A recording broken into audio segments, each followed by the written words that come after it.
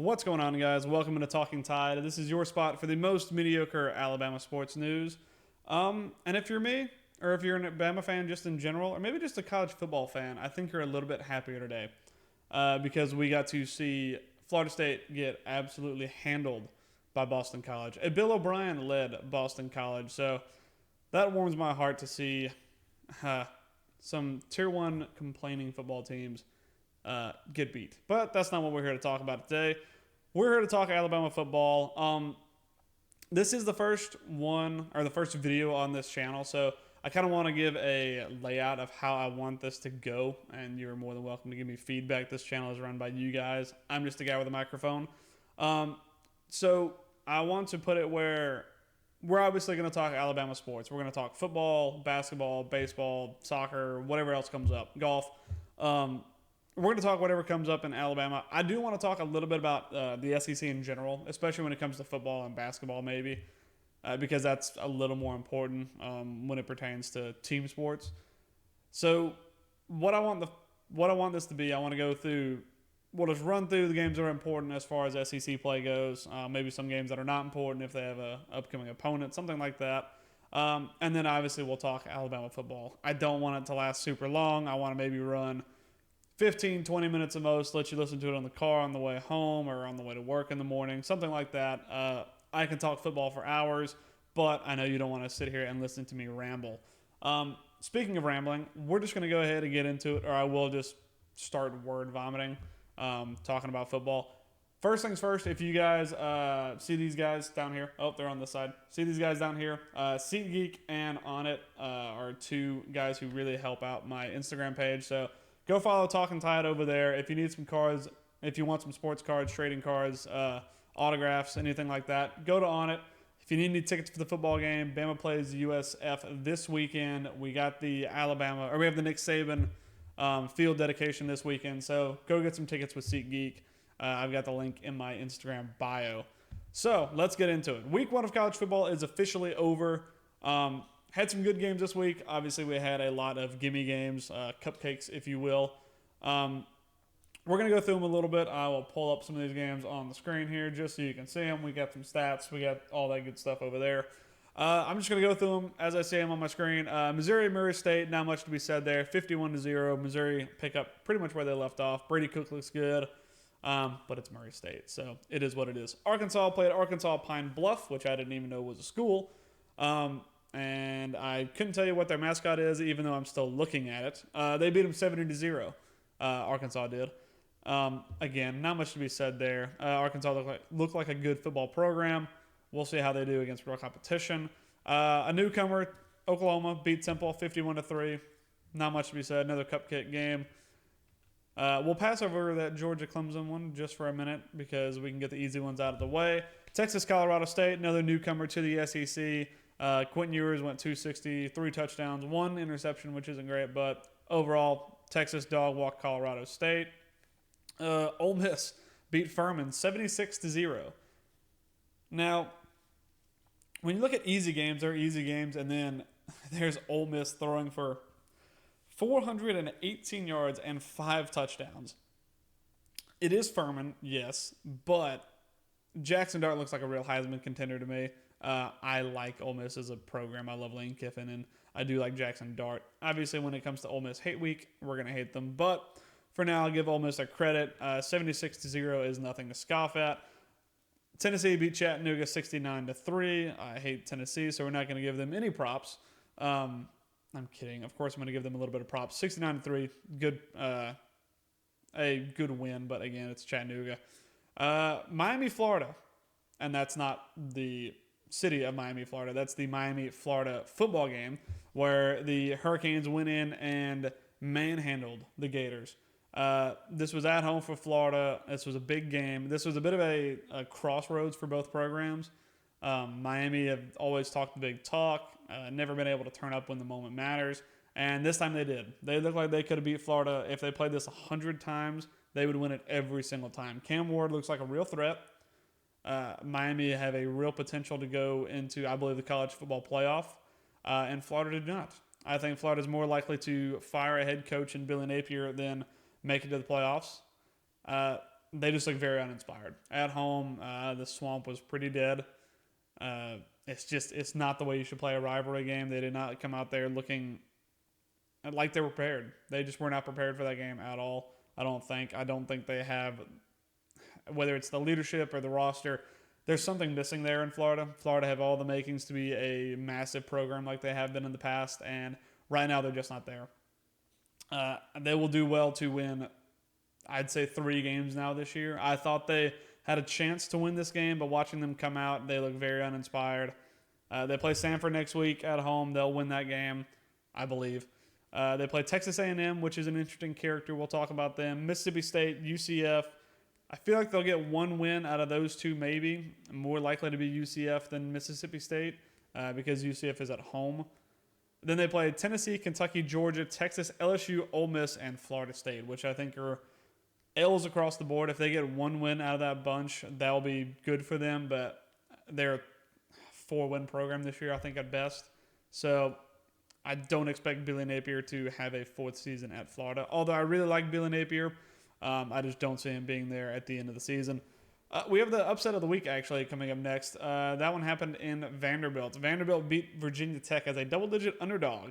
They're the only double-digit underdog to actually win this week. I think it was 51 double-digit underdogs were out there, or 52 rather, and 51 lost, and Vanderbilt was the one that got the win. So I appreciate that, or good for them, and I appreciate them winning me a little bit of cash along the way.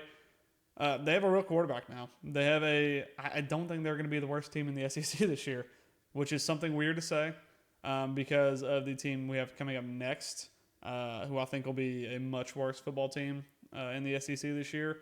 But credit where credit's due. Vanderbilt sold it out, their student section, and they might have a real program this year in Vandy. Up next, we have South Carolina and Old Dominion. Now, when I say worst teams in the SEC, I think South Carolina is right there in that spot. South Carolina beat Old Dominion 23-19 at home. Now, if you asked me 2 years ago, I was Beamer Ball all the way.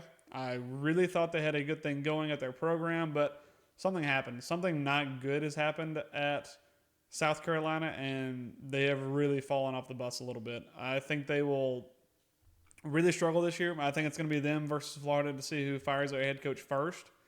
They play Kentucky next week, which I see being a pretty big L. I already took Kentucky against the spread. So then they got LSU, L. Akron should be a win. Ole Miss, L. Bama, L. Oklahoma, L. A&M, probably an L. Vanderbilt, that's going to be the game. That's going to be the game where you see who is the worst team in the SEC right there. They play Missouri, Wofford, and then Clemson at the end. So tough schedule for South Carolina, but man, they look very uninspired in that game. Up next, we have Mississippi State, 50-67, handle business against Eastern Kentucky. Be a curious watch Mississippi State this year. Still kind of reeling after the loss of Mike Leach. Had an okay year last year, and I think this year they will probably do well. I think they get 7 wins this year more than likely. Again, you can't really learn much in week 1 against Eastern Kentucky. Auburn beat Alabama A&M 73-3. Not much to be said there. Hanging 73 points on a team's impressive. Peyton Thorne threw for 322 and 4 touchdowns. So they'll be a good team this year, I think, as well. But again, it's Alabama A&M. Kentucky beat Southern Miss in 3 quarters last night, 31-0. That game was abandoned in the 4th quarter. Or before the 4th quarter, rather. I think it was due to weather, but I couldn't ever really find out why it happened. But Kentucky handled Southern Miss pretty handily in 3 quarters. Now, we have competitive games, or games that probably should have been competitive coming up next. We have, first things first, LSU USC. This was a Sunday night game, September the 1st. And I want to talk about coaching first more than anything. Brian Kelly had a pretty volatile reaction to the loss in that game, I'd say, which I respect. I mean, my thing is we see Saban do it, or have seen Saban do it in the past, where he gets emotional at the end of a game after a press conference, something like that, and I respect that in a coach. I like to see that in a coach. You get to see behind the curtain a little bit. You get to see what their style is like. If it's real from Brian Kelly, I don't know. It could just be him, acting for the camera, like he put on a fake Southern accent. But I think it was real. The only thing I don't like about that is the way he threw Garrett Nussmeier under the bus a little bit. Not even threw him under the bus, but when you talk about Nussmeier both quarterbacks in this game played a great football game, I think. Miller Moss came out, threw for like 400 yards. Nussmeier threw for like 300 and a couple touchdowns. I think both teams played really well. I think that if you play this game 100 times, I think USC win it probably 55 times. If LSU go ahead and score in that first drive of the game, maybe it's a different football game. But you can't go out there and you throw Garrett Nussmeier under the bus. When you lose a guy like Jane Daniels, it's going to take a little bit of time to find a different play style. And they didn't really miss a beat, I don't think.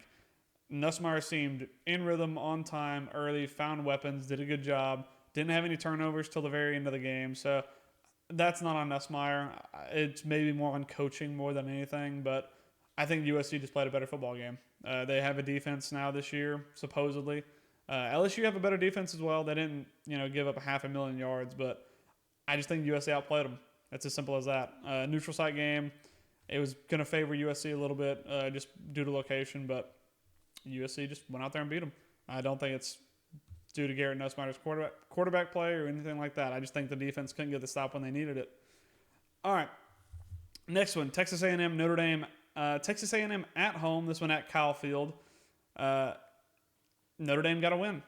Simple as that. They went and got a win at Texas A&M. They were favored, I want to say, in this game. I think they were favored by maybe 4 points. Going out and getting a win at Kyle Field no matter what is impressive. Opening weekend, Texas A&M have a new head coach. And Mike Elko, Jimbo Fisher couldn't get it done, obviously. Just a very uninspiring tenure at Texas A&M. They go out, find Mike Elko, and go out and put in another pretty uninspiring performance. Connor Wigman just didn't look like he had it. He was not there. Notre Dame is not exactly known for their explosive playmaking abilities, but they went out and got a win at A&M. A&M's defense looked very mediocre. Notre Dame's secondary especially looked good. Made Connor Wigman either look very, very average, or Wigman made Notre Dame's DBs look very, very elite. I think it's a little bit of both, but I don't think Wigman's the guy going forward for A&M. He might have to be just because of the quarterback room that's there, but I don't see him leading them to an SEC title. I don't see him leading them to a college football playoff berth, nothing like that. Notre Dame, however, it's kind of a crossroads that we saw with Miami and Florida. I don't think Mike Elko is going to get fired, obviously, not in his first year. But Notre Dame have been one of those teams on the verge of being an elite program. Could not get the big win. Obviously, Bama's beat them a few times in big games. But going out and getting a win at Kyle Field is nothing to sniff at. We know that as Bama. But congrats to them. Notre Dame got a win in a very tough environment, in a probably the most hostile environment in the SEC. So good on them. We'll see how their year is going forward. Another one I wanted to talk about was obviously going to be Georgia-Clemson. Now, as a neutral watching this game, going in and seeing it 6-0 at the half, Georgia up 6-0 at the half, you felt like there could have been a little bit of a stutter early for Georgia. They played Clemson a couple of years ago. I think they won that game 6-10 or something like that. Slow game, very just defensive dominant game. But no, they went out and put up 28 on Clemson in the second half of this game, winning at 34-3. Their defense looks dominant as always. Quarterback play was a little bit slow early maybe for Georgia, just feeling it out. Carson Beck's a good quarterback, very good game-managing quarterback. He didn't stretch the ball down the field early in this game. A lot of sideways passing, kind of extension of the run game type stuff. But later on in the game, threw for 278, 2 touchdowns. Georgia were never going to lose this football game. Clemson is at a point where you have to accept that Dabo Swinney is going to be the guy who is not going to go forward with the times as far as college football, whether it's transfer portal, extended playoffs, all this kind of stuff. He's going to buck the system the whole way if he can. And I don't love the way that college football is going. I've made that very clear throughout the years, but I'm not ahead of a college football program. He is, and he's got to learn either to adapt with it or accept results like this are going to happen if you don't accept and try and use the system to the best of your ability. That's all I got to say about that. Georgia looked very good. They're obviously still going to be a favorite for the national championship. They're going to be a favorite for the SEC and the SEC title game. So we see them in a couple weeks. So we'll see how it plays out then. All right. Now we finally get on to Alabama football, which you've all probably come here to hear and not listen to me ramble about everybody else. So, first things first, I want to say that I was a little concerned. It was 21-0 in the first quarter, which looks great on the scoreboard. We did have a couple of missteps here and there, a couple of holding penalties, a couple of things kept us from putting drives together. Had a bad snap. Jalen got sacked once or twice, fumbled. So I was a little concerned. It kind of felt a little bit like last year, problems with the offensive line. I didn't even know this at the time whenever we started because we'd already heard the starting lineups at the stadium. Caden Proctor didn't start. He apparently got a shoulder injury. He's day-to-day, should be good for the next game, but maybe that threw a little bit of a wrench in the system. Second quarter, though, comes out. Bama looks like they're firing on all cylinders. Ryan Williams looks good. Justice Haynes. Keon Saab got 2 interceptions. Jalen Milroe threw for 200 or so yards. He was 7 for 9. We looked good once we started going forward. It was a few kinks to work out here and there, but once we started getting going, we started getting going. Ryan Williams showed out. First 2 touches, 2 touchdowns. No problem for him. It looks like he's going to adapt just fine. Jalen still looks good. We had 1 or 2 misses with kind of the middling passing. Obviously, he's got the bomb down. But we still need to see those little touch and rhythm throws and passes and stuff like that. And I think he'll get better as this year goes on. We got a couple of tune-up games. We got South Florida next week. We got Wisconsin the week after that. And then, of course, we play Georgia. We have a bye week in between Wisconsin and Georgia. But that's going to be the matchup we got to look forward to. We got to prepare for that. We got to stay healthy for that as well. So a lot of football to be played. But I really like the way we play. We got some touches for a lot of guys, got a lot of rotation in. We have a lot of talent. We got a lot of talent everywhere. I've been not critical, but concerned about the wide receiver room a little bit. I think Kendrick Law is going to be a guy that's going to really step into the forefront for this team. I thought he would be the number 1 guy in this game, but obviously Ryan Williams went out and played. I mean, it was one freshman of the week in the SEC, so he was electric. He's going to be great. But I do think that Kendrick Law is going to come good in this football program. I think the way that Kalen DeBoers sets up this team and the way we're going to work through it, I think he's going to get a lot of pivotal touches. Kobe Prentice is going to get a lot of touches. Ryan Williams, I think, is going to get a lot of touches as well. But I think it's going to be a good exercise in spreading the ball around, finding different guys. Again, I don't think we're going to have that one specific standout guy. You can't rely on Ryan Williams to go out there and win you football games as a freshman. The guy's 17. He should be in high school. So you can't rely on him to go out there and win you football games, but you can go out there and you can rely on a couple of different guys, spread the ball around, let Jalen get some passes out, let Jalen use his legs, and I think we'll be just fine. The one thing that really did deliver that I was super happy with is our run game. We have a 2-headed freak at running back right now. We got Jam Miller and Justice Haynes. Both ran for a lot of yards. I'll pull up the stats real quick. Justice Haynes had 102 yards on 4 touches. He busted one big for like 85. Jam Miller busted one big for like 40 as well, I want to say. So overall, running back room looks really good. Our run blocking is good. It's much better than our quarterback passing, our quarterback protection. I think that will be a big positive going forward where we can actually choose to run the ball and lean on teams when we need to. If we want to go out there and run the ball against South Florida 50 times, we can do that and probably still win the game by 30 or 40 points. Same thing with a team, like Vanderbilt, even though they're on the up right now. South Carolina, any of those teams, I think we can go out there and just lean on the run game. Throw when you have to, but lean on the run game when we need to. It's nice to have that back as a team. But obviously we have Jalen Milroe in the backfield. He's going to be really good as the year goes forward, I believe, making better decisions, having touch on his passes, not just being able to throw the bomb, but being able to throw in time. And a lot of that will come down to being able to receive snaps in time.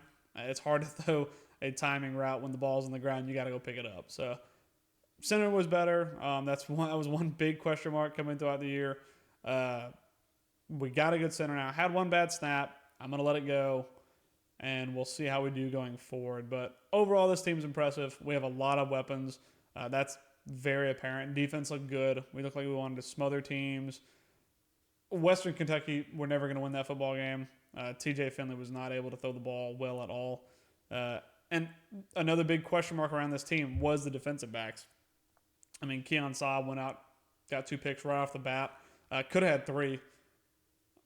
Malachi Moore is who Malachi Moore is. He's the leader on that defense. We have a lot of young guys in that secondary, but I think we have a lot of guys who are experienced as well. So they'll be able to go out there, help the young guys, and I think we'll be able to get it done on the back end. Also down to that the defensive line. I think that quarterback pressures are going to be one thing that we're going to be doing very well this year. Jahad Campbell looked like a man on a mission yesterday. We had a few times where we overran the quarterback a little bit, kind of got around him and cleared up the space in front of him. If you go back and watch that game, we had a couple of times where the 2 ends got on either side of Finley. Weren't able to bring him down. We did miss a few too many tackles. I didn't love that. But we kind of got around him and opened up the space in front of him, which with a mobile quarterback, we're either going to have to put a spy or something like that, just making sure we're not overrunning quarterbacks. But again, that's first game kind of stuff. I think we'll be able to clean that up as the season goes on, which we're going to need to. It's not going to be an easy year going forward. I still have us going in the SEC championship, no problem. We got a couple of tough teams. We got teams like Texas, Oklahoma now joining the SEC. And again, we don't have an easy schedule going forward. It's never going to be easy if you're Bama. Got South Florida next week, like I said, Wisconsin, and then we go Georgia, Vandy team that's on the up, which again we should handle no problem.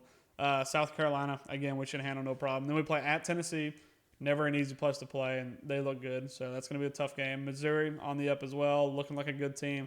Have them at home, thankfully. Then we go play another tough road game against LSU.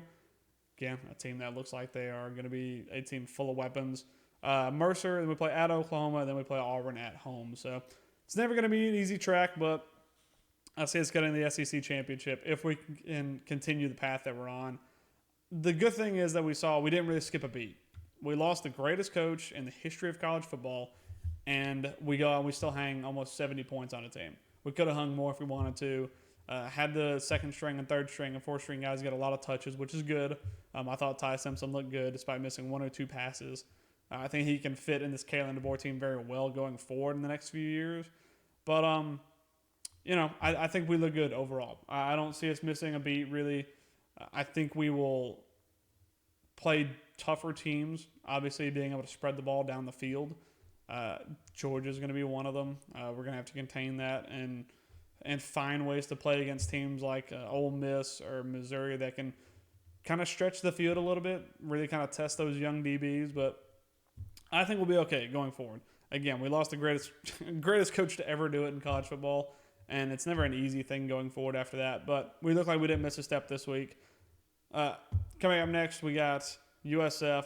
We have the Nick Saban dedication game, or the field dedication game. Again, if you want to get some tickets, jump over to SeatGeek, get you some tickets for the game. I'm going to be there. Can't wait to be there. I'll have predictions about that game. I'll post 1 or 2 things about kind of the key features I have in that game. And, I appreciate you guys tuning in. First show. Maybe a little bit crude, a little bit rusty, but appreciate you guys tuning in. If you have any thoughts, comments, criticisms, drop them down in the comments. I appreciate you guys jumping in on the YouTube page. Go ahead and get rid of the slideshow. It's very archaic, but you know what? It works for now. I appreciate you guys jumping in. Again, go over, sub to Instagram, grab you some cards on it, and grab you some tickets on SeatGeek. I appreciate you stopping by, and I will see you guys next week. Roll Tide.